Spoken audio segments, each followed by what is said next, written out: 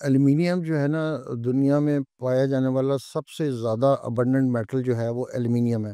लेकिन अनफॉर्चुनेटली ये एक अनटैप एरिया है पाकिस्तान में, क्योंकि एल्युमिनियम की जो ओर है दैट इज़ बॉक्साइट। हुँ। अल्हम्दुलिल्लाह मुझे अभी रिसेंटली मौका मिला एसएएफसी में जो नेशनल कोऑर्डिनेटर हैं उनसे मिलने का, और उसमें मैंने उनको ये चीज़ डिस्कस की।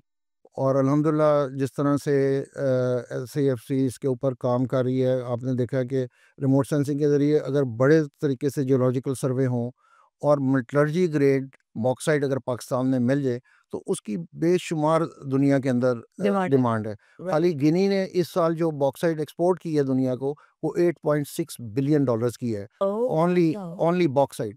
और उसमें क्योंकि मैं इस फील्ड में 20 साल से हूँ, मैं दुनिया में जो लोग स्मेल्टर्स जहाँ पे लगे हुए हैं, तो उसमें उनकी जो रॉ मटेरियल है वो ऑब्वियसली बॉक्साइट है, और उनको एल्युमिनियम ऑक्साइड की रिक्वायरमेंट होती है।